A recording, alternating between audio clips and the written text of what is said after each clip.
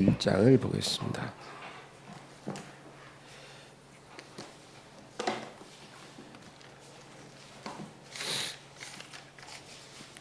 21장 17절에서 19절 말씀 다 같이 읽습니다. 그들을 떠나 성 밖으로 베다니에 가서 거기서 유하시니라. 이른 아침에 성으로 들어오실 때에 시장하신지라. 길가에서 한 무화과 나무를 보시고 그리로 가사 잎사귀밖에 아무것도 찾지 못하시고 나무에게 이르시되 이제부터 영원토록 내가 열매를 맺지 못하리라 하시니 무화과 나무가 곧 마른지라. 제자들이 여기까지요. 오늘은 시험 없이 열매 없다라는 제목으로 말씀을 나누겠습니다. 성경에는 많은 나무들이 나옵니다. 그 나무들은 이스라엘 땅에서 흔히 볼 수 있는 그 나무들입니다. 대표적으로 포도나무, 또 감람나무, 그리고 무화과 나무입니다. 오늘 본문에는 우리 주님께서 이제 이른 아침에 성전으로 들어오실 때 배가 고프셨어요. 그래서 한 무화과 나무를 보시고 열매가 있나 해서 가까이 가보니 잎만 무성할 뿐 단 하나의 열매도 얻지 못하셨다는 것입니다. 그래서 그 나무를 저주하셨어요. 이제부터 영원토록 내가 열매를 맺지 못하리라. 그렇게 저주하시자마자 그 나무가 곧 말랐다는 것입니다. 참 특이한 사건입니다. 왜냐하면 우리 예수님의 성품과 잘 매칭이 안 돼요. 그 온유하신 주님이시잖아요. 그 주님께서 어떻게 그 열매 없다고 그렇게 가혹하게 저주를 하실 수 있을까? 배가 너무 고픈데 기대를 하고 갔는데 아무것도 없으니 그냥 짜증 폭발해 갖고 홧김에 확 저주를 하신 걸까요? 예수님이 그럴 리가 없죠. 예수님은요, 우리의 상상을 초월한 온유함을 가지신 분입니다. 예수님은 3년 반 동안 자기를 배반할 것 알고도 가룟 유다를 데리고 다니신 것입니다. 내색 한 번 안 하고 다른 제자들과 똑같이 대하시고 심지어는 그 재정 담당을 맡기실 정도로. 가룟 유다가 어떤 사람인지 다 아심에도 그렇게 하셨습니다. 십자가에 못 박이실 때 예수님을 못 박고 조롱하는 사람들을 용서하시는 분입니다. 그런 분이 열매 없다고 홧김에 저주할 리가 없죠. 이때는 고난주간의 둘째 날 아침입니다. 그 전날에 예수님은 성전에 입성하시죠. 예루살렘에 들어가실 때 나귀를 타고 그 많은 환호성 속에 들어가셔서 성전에서 장사하는 자들을 다 내쫓으십니다. 그리고 이곳은 만민의 기도하는 집이라고 선포하십니다. 그걸 성전 청결이라고 합니다. 예수님이 고난주간 첫째 날에 하신 일이 성전을 깨끗하게 하시고, 이곳은 내 아버지 집이라는 거예요. 내 아버지 집을 더럽히지 마라. 이곳은 만민이 기도하는 기도의 집이다. 그렇게 말씀하시고 장사꾼들 다 내보내셨습니다. 그렇게 하실수록 대제사장들이나 바리새인들은 예수님을 더욱 미워합니다. 왜? 그 장사하는 사람들한테 자릿세 받으면서 짭짤한 수입을 누려왔거든요. 근데 예수님이 그걸 다 뒤집어 엎으니까 화가 나죠. 사람은 자기 이해관계가 걸리면은 이렇게 돌변하잖아요. 자기랑 상관없는 일은 태어나지만 자기 이해관계가 걸리면 아주 죽자자자 하잖아요. 그러니까 이 제사장들이 더욱 예수님을 미워할 수밖에 없는 거예요. 그리고 백성들은 이러한 예수님의 행동을 이해하지 못했습니다.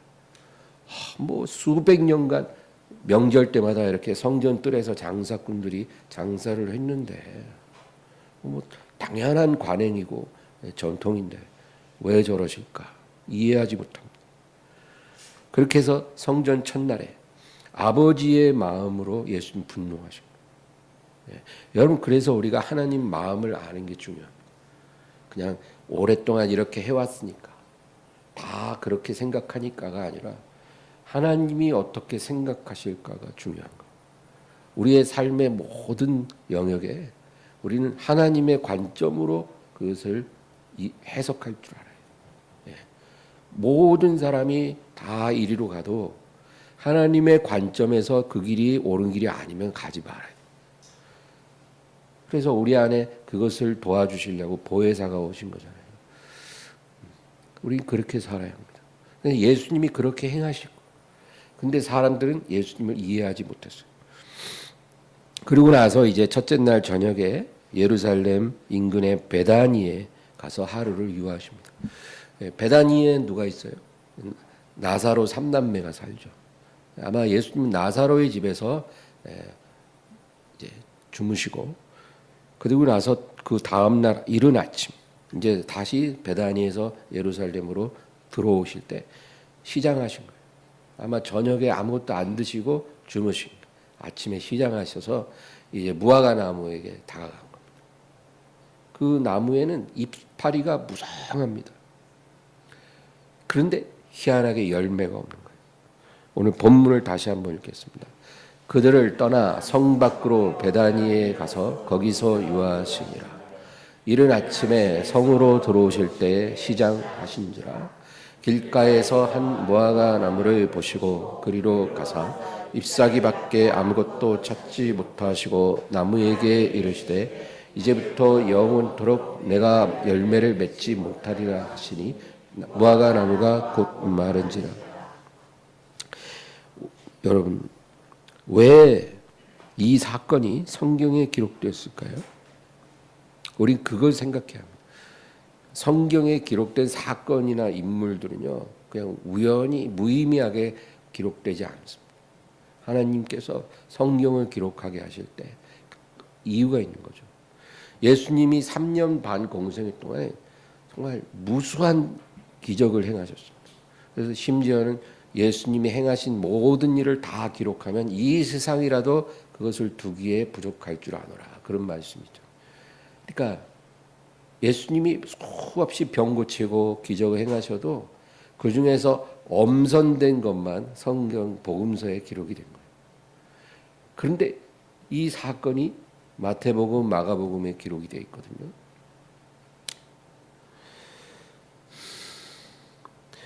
또 예수님은 왜 이 열매 없는 무화과 나무를 그냥 지나가지 아니하시고 가혹하게 저주하셨을까?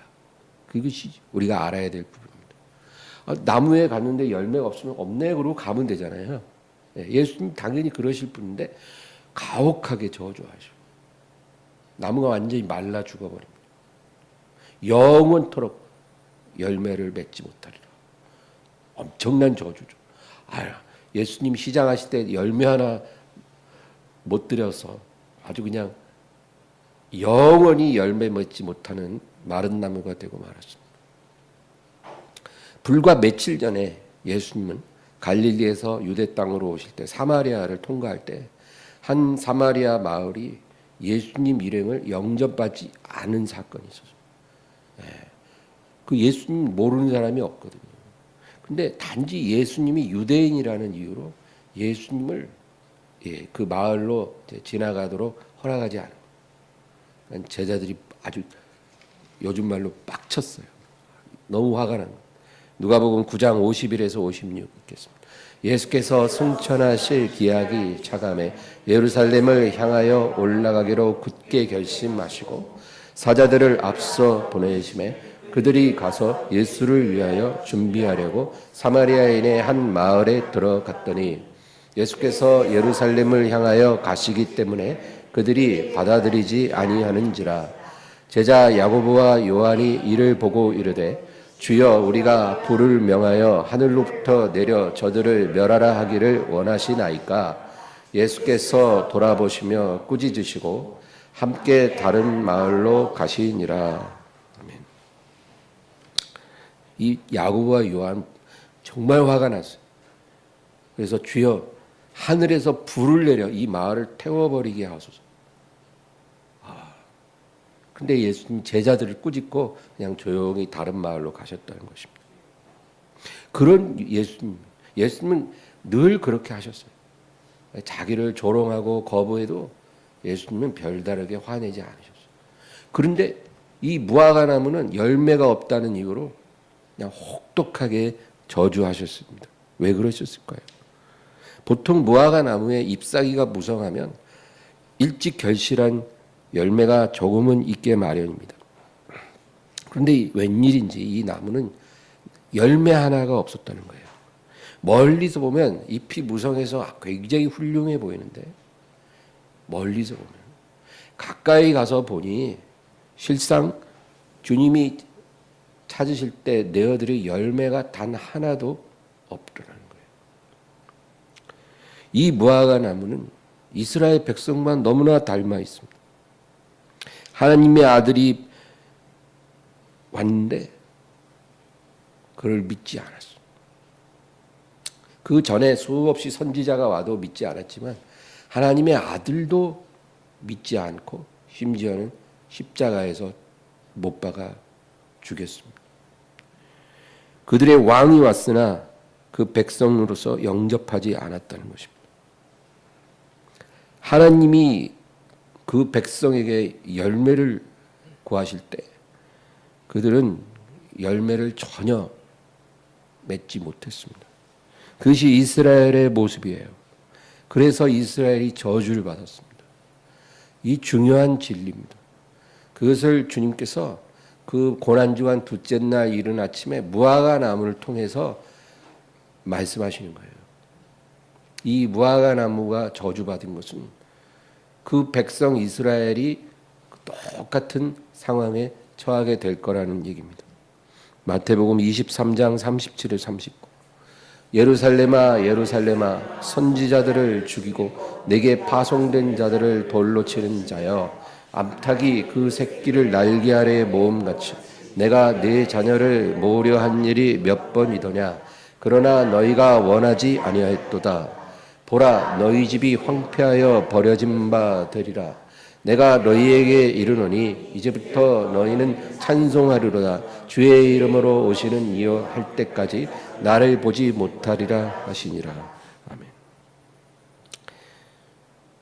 주님이 뭐라 그러세요? 예루살렘아 예루살렘아. 네? 암탉이 그 새끼를 날개 아래에 모음같이 내가 너희를 모으려 한 적이 몇 번이더냐. 그러니까 한두 번이 아니라 수십 번, 수백 번 하나님께서 그 백성을 부르셨는데 그들은 하나님께 응답하지 않고 정말 수많은 세월 동안 그리고 마지막으로 하나님의 아들 오셨음에도 역시 마찬가지더라고요. 그러므로 너희 집이 황폐하여 버려진 바 되리라. 내가 다시 올 때까지 너희는 나를 보지 못할 것이다. 그러므로 내가 다시 이 땅에 재림할 때까지 너희들은 완고한 마음이 되어 어둠 속에 방황하고 괴로움을 당할 것이다. 그것이 지난 2000년 이스라엘의 역사가 말해줍니다. 이 예수님이 저주하신 이후로 2000년 동안 유대인들은 하나님이 원하시는 열매를 전혀 못 맺었어요. 여러분 이게 엄청난 저주 아닙니까? 선민입니다. 이스라엘 백성은 선민이에요. 모든 민족에게 복을 주기 위해 하나님이 그 가장 약한 민족을 택하신 아브라함의 자손이에요. 네, 지금도 여전히 그렇습니다. 지금도 역사의 중심은 이스라엘이고 종말의 모든 스케줄은 이스라엘을 중심으로 돌아가고 있어요. 그러니까 그렇게 선택받은 복된 민족인데 2000년 동안 하나님이 기뻐하는 열매를 전혀 못 맺고 지금까지 온 겁니다. 얼마나 혹독합니까? 물론 이제 마지막 날에 마지막 날 대환란 3년 반 동안 이제 이스라엘 백성들의 많은 숫자가 주님께 회개하고 돌아온다고 성경에 예언되어 있지만 그때까지 얼마나 이스라엘이 완악해질지 성경에 그렇게 예언되어 있는 것입니다. 마태복음 11장 20절에서 24절. 예수께서 권능을 가장 많이 행하신 고을들이 회개하지 아니하므로 그때 책망하시되 화 있을진저 고라시나 화 있을진저 베세다야 너희에게 행한 모든 권능을 두로와 시돈에서 행하였더라면 그들이 벌써 베옷을 입고 재에 앉아 회개하였으리라. 내가 너희에게 이르노니 심판날에 두로와 시돈이 너희보다 견디기 쉬우리라. 가버나움아 내가 하늘에까지 높아지겠느냐 음부에까지 낮아지리라. 내게 행한 모든 권능을 소돔에서 행하였더라면 그 성이 오늘까지 있었으리라. 내가 너희에게 이르노니 심판날에 소돔 땅이 너보다 견디기 쉬우리라 하시니라. 정말 이 저주입니다. 주님이 오셔서 그 엄청난 표적을 보이시고 복음을 전하셨는데 회개하지 않아요. 그래서 주님 뭐라 그래요? 너희에게 행한 권능을 내가 소돔에 가서 행하고 설교했으면 벌써 그들이 재에 앉아 회개했습니다. 소돔 땅 백성들이 얼마나 죄인입니까? 예? 근데 그들도 회개했을 거라는 거예요. 그러니까 이스라엘이 얼마나 완악합니까? 예? 저주받을 수밖에 없다. 하나님이 찾아오실 때, 하나님이 말씀하실 때, 하나님이 손 내밀 때, 하나님이 부르실 때 응답하지 않으면요 그 다음에 그 결과는 혹독한 것입니다. 누가복음 23장 26에서 28. 그들이 예수를 끌고 갈 때 시몬이라는 구레네 사람이 시골에서 오는 것을 붙들어 그에게 십자가를 지워 예수를 따르게 하더라. 또 백성과 및 그를 위하여 가슴을 치며 슬피 우는 여자의 큰 무리가 따라오는지라. 예수께서 돌이켜 그들을 향하여 이르시되 예루살렘아 딸들아 나를 위하여 울지 말고 너희와 너희 자녀를 위해 울라. 왜 예수님이 그 처참한 십자가를 지고 올라가는 시간에 그를 보고 울며 따라가는 여자들을 향해 나를 위해 울지 말고 너희와 너희 자녀를 위해 울라. 예수님이 이렇게 말씀하신 이유가 뭘까요? 지금 나는 아버지의 뜻대로 이 고난을 당하지만 나를 영접하지 않고 하나님이 주신 은혜의 기회를 무시하고 거절한 너희가 불러들인 그 저주를 이어받게 될 너희 자녀들의 그 비참한 운명을 인하여 슬피 울라 그 말입니다. 부모가 저주를 받으면요 그 자식들에게 저주가 넘어가거든요. 그러니까 그것이 너무나 혹독한 거예요. 그러니까 예수님이 그걸 다 보시고 나를 위해 울지 말고 너희와 너희 자녀를 그 저주를 이어갈 자녀들을 위해 울라. 너희가 정말 슬피 울어야 될 이유가 바로 그것이다. 하나님이 이 사건을 우리에게 성경의 기록으로 주신 것은 이스라엘 민족뿐만 아니라 하나님을 섬기는 한 개인에게도 이것이 해당될 수 있기 때문입니다. 이스라엘만의 얘기가 아니라는 거예요. 영적인 원리는 다 동일하죠.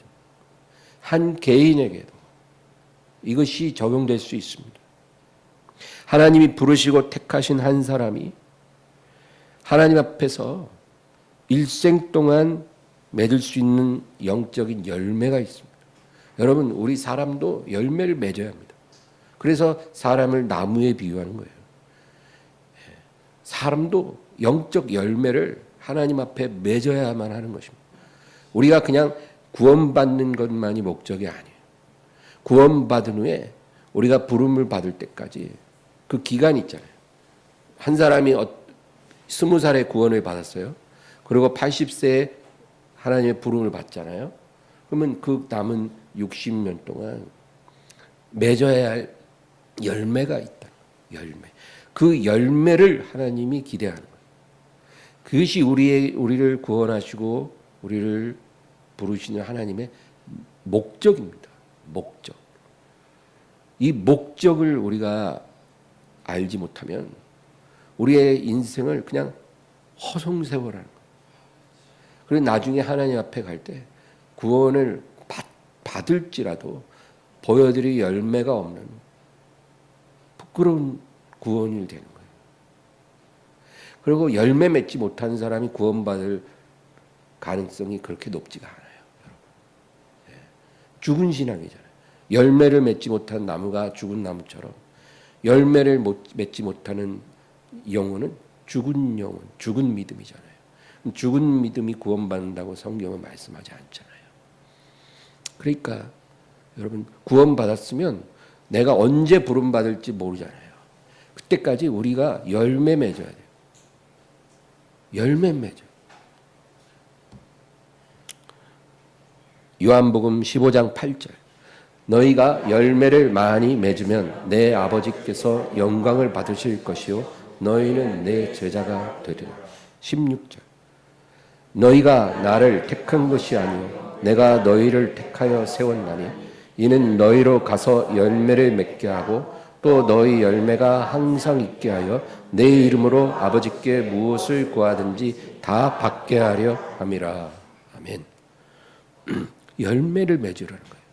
예수님이 우리를 부르시고 이 세상에 심으신 것은 열매를 보기 위함입니다. 처음에 맺는 첫 열매, 첫 열매가 뭐예요? 구원의 열매죠. 거듭남으로 우리가 구원받을 때 열매 맺는 겁니다. 그래서 우리가 구원받으면 하늘에서 잔치가 열린다. 천사들과 함께 큰 기쁨의 잔치가 베풀어져요. 그것도 우리가 이제 죽은 나무였던 우리가 이제 살아나서 하나님 앞에 맺는 최초의 첫 열매, 귀하죠. 구원의 열매. 그 다음에 이제 회개에 합당한 열매 맺어야죠. 순종의 열매, 믿음의 열매, 사랑의 열매, 경건의 열매. 이런 열매를 계속 맺어가야 돼요. 처음에는 자잘하게 맺다가 점점 시간이 갈수록 그냥 풍성한 열매를 맺는 그런 나무가 되라는 것입니다. 우리가 예수님께 온전히 뿌리를 내리고 있으면 시절을 쫓아 과실을 맺은 거지. 가뭄에도 그 잎이 청청하여 결실이 그치지 않은 거지. 예레미야 17장 시편 1편 말씀처럼 그렇게 예수님께 뿌리를 뻗치고 있으면 그냥 시절을 따라 과실을 풍성히 맺는 게 정상이에요. 안 맺는 게 기적이에요. 그런데 어떻습니까? 지금 교회도 많고 성도도 많잖아요. 그런 열매만 맺었어도 이 세상이 얼마나 아름다워졌겠어요. 그런데 그렇지 못하다는 거예요. 열매 맺는 사람이 희귀해요. 희귀해. 희귀해. 대부분이 열매가 없어요. 열매가 너무 빈약하든지 아예 없든지. 뭐가 문제예요? 뿌리가 예수님께 연결되어 있지 않은 그런 겉모양만, 무늬만 나무인 거예요. 마른 나무예요. 죽은 나무예요. 열매가 없다는 거예요. 이것을 하나님께서 얼마나 슬퍼합니까? 성령께서 말할 수 없는 단식으로 우리를 슬퍼하십니다.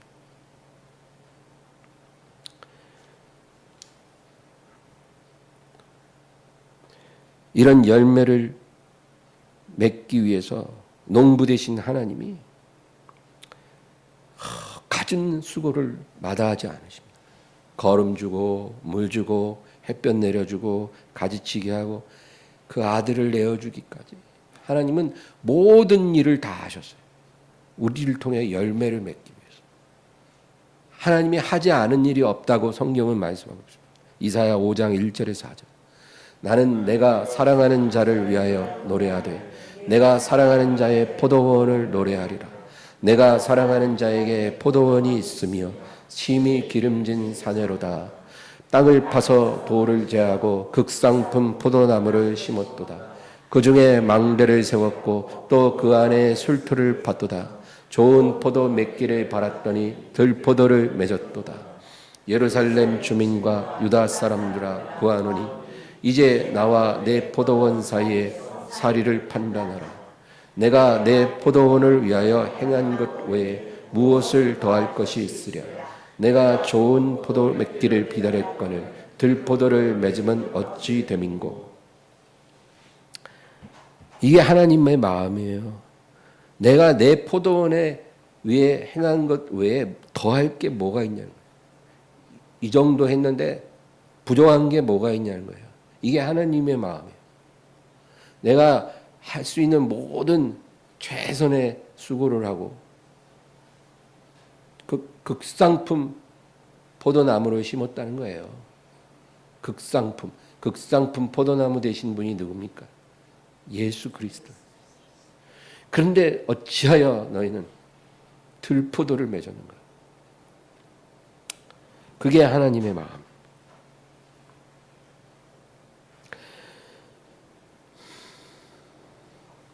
하나님께서 각 사람에게 행하시는 은혜가 조금씩은 다 다를 수 있어요. 똑같지는 않아요. 조금씩 크고 작고 할 수는 있지만 하나님은 은혜 주심 없이 열매를 기대하시지 않는다는 겁니다. 아무것도 하지 않고 뭘 가져오라고, 그거는 하나님의 방법이 전혀 아닙니다. 하나님은 모든 선한 일을 다 이루시고 모든 은혜 다 베풀고 그리고 거기에 합당한 열매를 기대하시는 거예요. 그래서 예수님의 비유에 그런 내용이 많잖아요. 불의한 농부들에게 새로 주고 주인이 멀리 가서 얼마간의 소출을 좀 내게 보내라 했는데 농부들이 전혀 거기에 응답하지 않잖아요. 은혜를 악으로 갚는 거죠. 마태복음 25장 24에서 26. 한 달란트 받았던 자는 와서 이르되 주인이여 당신은 굳은 사람이라 심지 않은 데서 거두고 해치지 않은 데서 모으는 줄을 내가 알았으므로 두려워하여 나가서 당신의 달란트를 땅에 감추어 두었었나이다. 보소서 당신의 것을 가지셨나이다. 그 주인이 대답하여 이르되 악하고 게으른 종아 나는 심지 않은 데서 거두고 해치지 않은 데서 모으는 줄로 내가 알았느냐. 이 한 달란트도요 엄청난 금액이라고 합니다. 그러니까 주인은 모든 종들을 다 차등해서 주었지만 가장 적게 받은 종도 많이 받았다 그 말이에요. 다른 사람과 비교하지 말고 자기가 받은 것 가지고 장사했으면 그 종도 분명 적어도 한 달란트는 남길 수 있었다는 거죠. 근데 이 게으르고 악한 종의 문제는 자기는 받은 것이 없기 때문에, 내가 받은 게 너무 없기 때문에 할 수 있는 게 없다라고 생각하는 거예요. 여러분 지금 그렇게 생각하고 사는 사람 굉장히 많아요. 예. 교도소 가면 그 죄소자들이요 대부분 그런 생각 속에 사로잡혀 있어요. 내가 뭐 열심히 해보려고 했지만 이 사회가 나를 버렸다. 이런 식이에요. 부모가 나를 버렸다. 주위 사람들이 나를 버렸다. 내가 받은 게 없다. 가진 게 없더라. 할 수 있는 게 없더라. 범죄밖에는 먹고 살 방법이 없더라. 이런 식이에요. 그냥 아무 일도 안 하고 허송세월하는 그런 사람들도 그런 논리를 다 갖고 있어요. 내가 뭘 하려고 해도 할 수 있는 게 없다. 정말 그럴까요? 나에게는 기회도 없고 재능도 없고 아빠 찬스 엄마 찬스도 없고 아무것도 없는데 뭘 하라는 거냐. 뭐 기반이 있어야 하지. 이런 식이에요. 우리가 그렇게 생각하는 건 자유지만 우리가 주님 앞에서 결산할 때 이런 변명이 통할 수 있을까요? 아마 우리는 이 한 달란트 종같이 그런 상황이 될 겁니다. 악하고 게으른 종아, 나는 심지 않은 데서 거두고 해치지 않은 데서 모으는 줄로 내가 알아니. 내가 너에게 준 것 같고 너가 할 수 있는 일을 너는 하지 않았다는.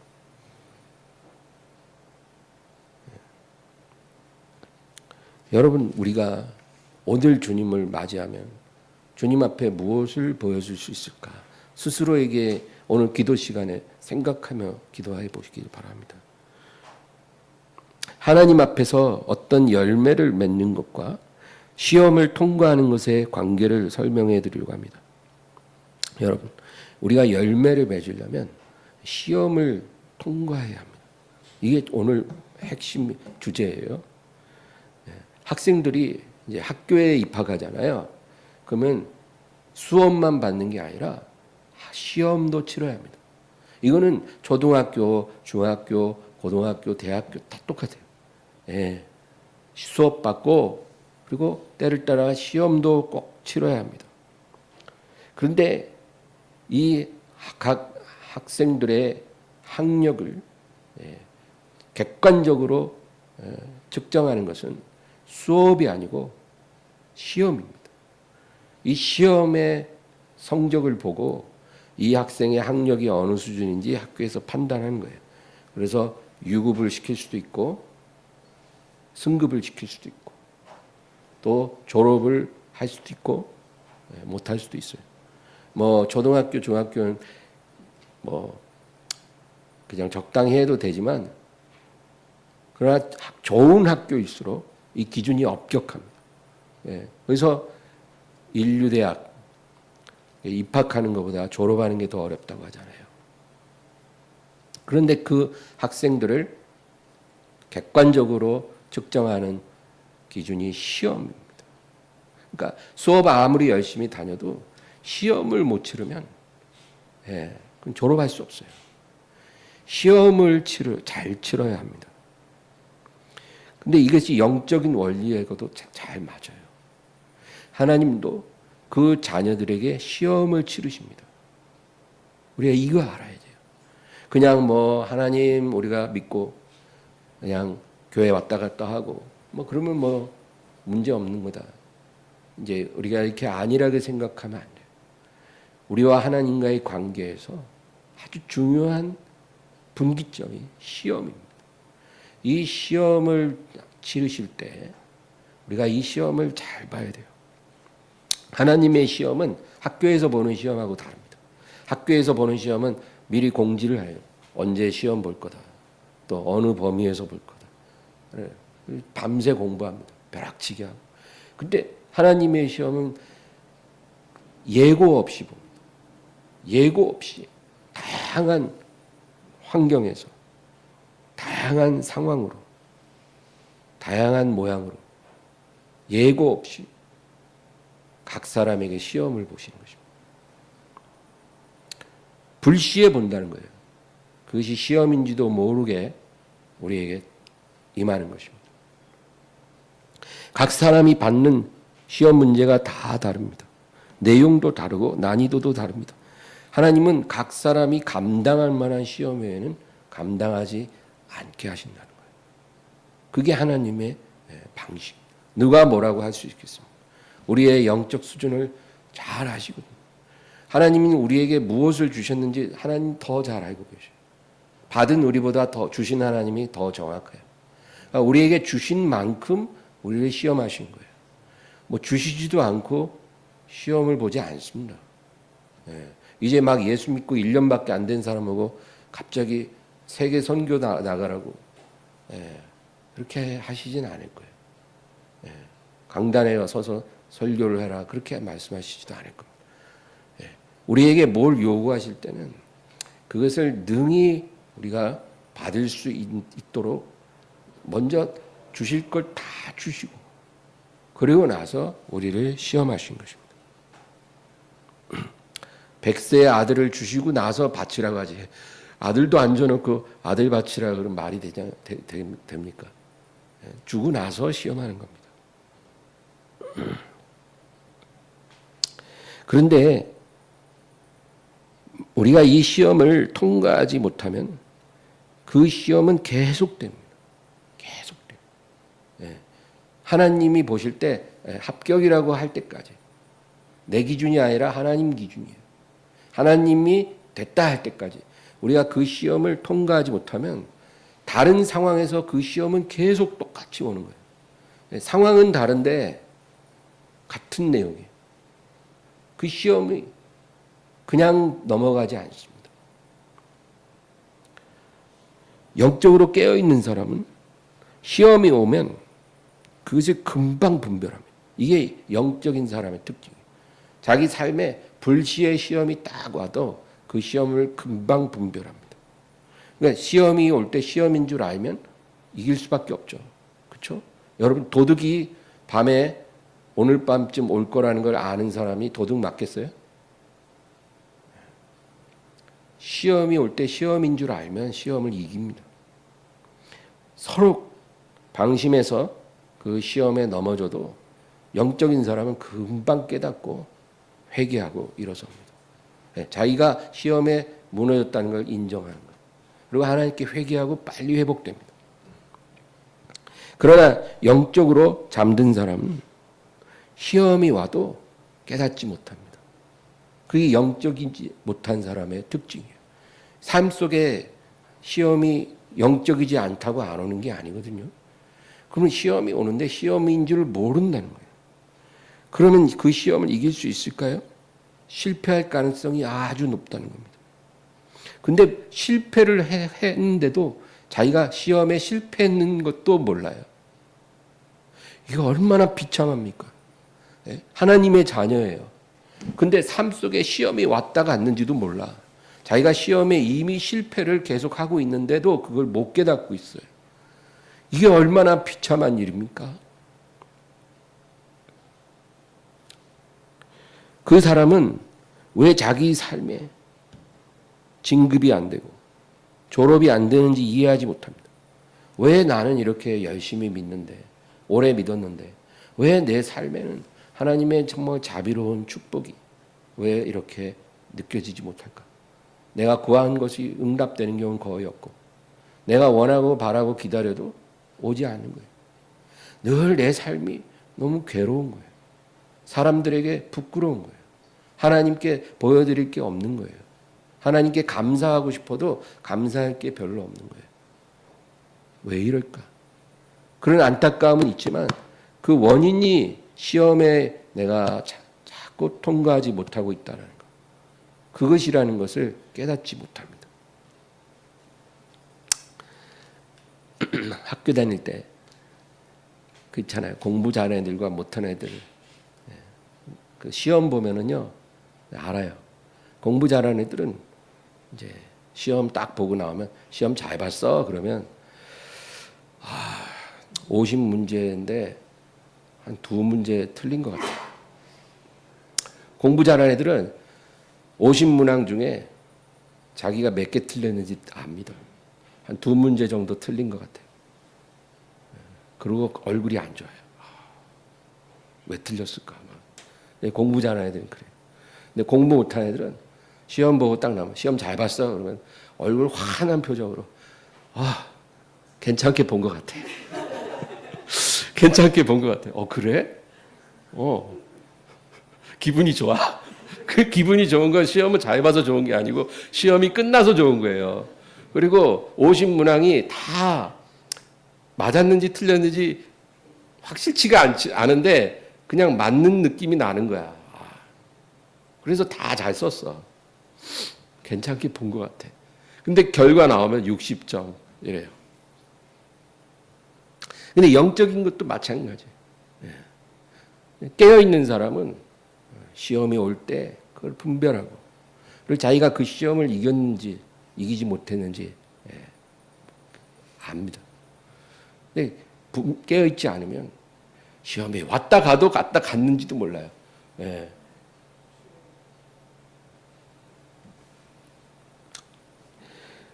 요셉은요, 30세가 될 때까지 그 인생이 시험의 연속이었어요.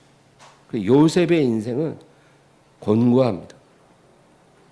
한 번 시험이 왔다가 싹 하면 이제 시험 끝났다 싶으면 또 다른 시험이 금방 옵니다. 또 시험이 오고 또 시험이 오고. 요셉이 17살에 형들에 의해 애굽에 팔렸잖아요. 이건 인생의 큰 시험입니다. 자기 친형들, 친형은 아니죠. 자기 형제들에 의해서 인신매매가 된 거예요.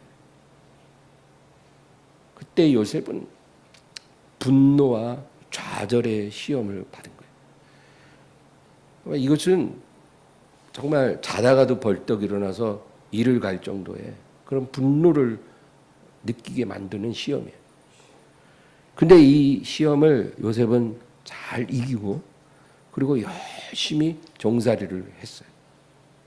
그래서 이제 조금 살만하게 되니까 또 주인의 처가 유혹하는 시험이 왔어요. 젊은 요셉에게 이것도 큰 시험입니다. 유혹의 시험, 정욕의 시험. 근데 그 시험도 하나님을 바라보고 이겨냈어요. 이쯤 되면 좀 좋은 일도 있어야 될 거 아니에요. 하나님의 보상도 있고 하나님의 위로도 있고 칭찬도 있고 좀 그래야 되잖아요. 근데 그런 건 없고 바로 또 감옥에 들어가는 시험을 받았어요. 그러니까 이게 뭐예요? 이 감옥에 딱 들어갔을 때 요셉의 마음에 하나님에 대한 원망이 막 끌어올라요. 내가 이렇게 지금까지 믿음 하나로 모든 시험을 이기고 왔는데, 근데 하나님 정말 저한테 너무하신 거 아닙니까? 하나님에 대한 원망의 시험이 오는 거예요. 근데 그 시험도 이겨내고 또 금방 회복돼서 또 열심히 간수를 도와서 감옥 생활을 하는 거예요. 근데 어느 날 왕의 두 간원장이 들어왔는데 그들의 꿈을 아침에 해몽을 해줬어요. 그래서 그 꿈대로 해몽대로 된 거예요. 그래서 이제 다시 옛날의 지위를 회복한 술관원장에게 당신이 나가거든 나를 꼭 잊지 말아달라. 내가 억울하게 누명을 쓰고 여기 와 있으니 당신이 좀 애를 써서 내가 당신에게 이 꿈을 해몽해 줬으니 당신도 나를 이 감옥에서 내보내 주소서. 이렇게 부탁을 한 거예요. 그 사람이 그걸 잊지 않았으면 그렇게 충분히 해줄 수도 있었거든요. 근데 이 사람이 나가자마자 요셉을 까맣게 잊어버린 거예요. 이것도 요셉의 시험입니다. 인간의 방법, 인간의 계획을 실패케 하신 거예요. 하나님. 요셉이 계획한 것, 기대했던 그 방법이 다 무산되게 하신 거예요. 그게 또 낙심이죠. 이래도 안 되고 저래도 안 되네. 다 낙심이 시험이에요. 근데 그 시험도 요셉이 이겨냈어요. 구하는 축복은 안 오고 시험만 끝없이 오는 인생이에요. 그 시험을 통과하지 않은 것도 아니에요. 이겨내놓고 또 이어서 다른 시험이 오고 또 다른 시험이 오고 그런 인생이라는 겁니다. 요셉이 그렇게 감옥에 있을 때 그가 2년 만에 감옥에서 나올지 요셉은 몰라요. 아마 어쩌면 일평생 거기서 살다가 죽어갈 수 있다는 거죠. 그는 완전히 잊혀진 인생과 같았어요. 그러나 이 요셉이 이 모든 시험 속에 자기 운명을 하나님께 맡겨드리고 하나님만으로 만족하는 하루하루를 보내는 거예요. 그것밖에 없어요. 그 감옥에서 요셉의 기쁨이 뭐가 있겠어요? 하나님으로 기뻐하는 거예요. 하나님으로 만족하는 거예요. 그렇게 하루하루를 보내고 내 운명은 당신께 맡겼습니다. 그렇게 되자 요셉에게 향하신 하나님의 뜻이 이루어지기 시작합니다. 하나님의 놀라운 감춰졌던 계획이 이제 드러나기 시작합니다. 그리고 끝없이 시험만 당하던 요셉의 인생이 왜 지금까지 그토록 시험만 하나님이 주셨는지 이해할 수 있도록 놀라운 삶이 열리기 시작한 것입니다. 여러분, 시험을 당할 때는 그 시험을 주신 목적이나 하나님의 의도가 감추어집니다. 우리가 알 수가 없어요. 그러나 그 시험이 지나면 하나님이 하나씩 가르쳐 주시지 않습니까? 우리 인생을 돌이켜봐도 그렇지 않나요? 아직도 내가 깨닫지 못하는 부분이 있다면 때가 아직 안 된 거예요. 하나님은 그렇게 일하십니다. 애굽의 총리가 됐다는 것은 그것은 요셉이라는 개인을 그냥 하나님이 축복하신 그런 의미가 아닙니다. 우리가 성경을 그렇게만 보면 안 돼요. 아, 요셉이 그렇게 시험을 잘 이겨내고 인내해서 총리가 되었다. 여기서 끝나면 안 돼요. 하나님이 요셉을 총리가 되게 하신 것은 요셉을 통해 애굽 야곱 가족을 다 구원하기 위해, 그리고 애굽과 인근의 모든 백성들을 7년 기근의 환란에서 구원하기 위해, 이런 하나님의 놀라운 계획에 그 요셉이 한가운데 있고 하나님께 쓰임받을 그릇으로 준비되어 온 거예요. 하나님은 요셉에게 엄청난 계획을 갖고 계시지만 그것이 다 드러나지고 깨달아질 때까지는 수많은 시험을 요셉이 통과해야만 한 것입니다. 여러분, 우리 인생이 요셉과 다를 거라고 생각합니까? 우리가 섬기는 하나님과 요셉의 하나님 같은 하나님이에요. 하나님이 이런 이야기들을 우리에게 주신 것은 너희의 인생도 똑같다는 것입니다. 내가 요셉에게 행한 그 일들, 너희들은 제3자의 전지적 작가 시점에서 요셉의 인생을 보고 깨닫지만 바로 그것이 너의 인생을 향한 나의 계획이라는 것입니다. 만약에 우리가 하나님을 그토록 의지함에도 내 인생이 끊임없는 시험의 연속이라면 그것은 나를 향한 하나님의 놀라운 프로젝트가 있다는 거예요. 시험이 지나면 또 오고 또 오고 또 오고, 곤고한 인생을 살고 있다면 여러분 기대하세요. 하나님의 놀라운 계획이 있습니다. 근데 이 놀라운 계획은 자동으로 성취되는 게 아니고 시험을 이겨야만 성취되는 거예요. 조건적이에요. 조건적. 우리가 명심할 게 이거예요. 그냥 안일하게 계획이 있으시면 이루시겠지가 아니라 하나님과 우리는 인격적인 교제를 나누는 관계이기 때문에 우리가 그 시험을 이겨야 하나님의 계획이 성취될 수 있다는 겁니다. 여러분 기억하세요. 우리가 시험을 이기지 못하면 우리는 열매 맺지 못한 무화과 나무가 되는 것입니다. 무화과 나무가 어떻게 됐어요? 저주받았습니다. 저주받고 그냥 말라 죽었어요. 시험 못 이기면 열매 못 맺습니다. 시험을 이겨야 돼요. 그러니까 시험을 이기려면 시험이 올 때 그게 시험인지 알아야 돼요. 그 시험이 올 때 시험인 줄 알 수 있도록 그러한 영분별을 하기 위해서 우리가 성경도 읽고 또 설교도 듣고 기도하는 겁니다. 성령께서 이러한 영분별의 민감성을 우리에게 키워주시는 거예요.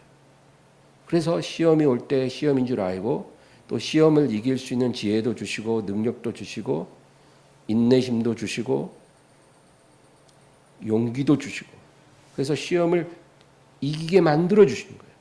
예전에는 시험이 와도 온 줄도 몰랐고 또 알아도 못 이겼는데 이제는 시험을 이기게 만들어 주셔요. 그렇게 해서 시험을 이기면 나를 향한 하나님의 계획이 이제 이루어지기 시작하고 섭리의 문이 열리는 거예요. 그것은 눈으로도 보지 못하고 마음으로도 생각해 보지 못한 하나님의 계획일 겁니다. 우리도 요셉처럼 그 길을 걸어가야 하는 것입니다. 마지막으로 누가복음 13장 6절에서 9절을 읽겠습니다. 이에 비유로 말씀하시되 한 사람이 포도원에 무화과 나무를 심은 것이 있더니 와서 그 열매를 구하였으나 얻지 못한지라. 포도원 지기에게 이르되 내가 3년을 와서 이 무화과 나무에서 열매를 구하되 얻지 못하니 찍어버리라. 어찌 땅만 버리냐 하겠느냐. 대답하여 이르되 주인이여 금년에도 그대로 두소서. 내가 도릅하고 거름을 줄이니 이후에 만일 열매가 열면 좋거니와 그렇지 않으면 찍어버리소서 하였다 하시니라. 예수님의 이런 비유들이 우리에게 말하는 게 같은 내용이에요. 우리는 열매를 맺도록 부름받은 영혼입니다.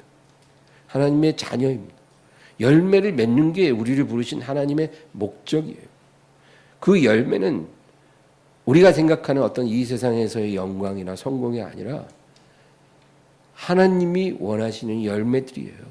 네, 열매들.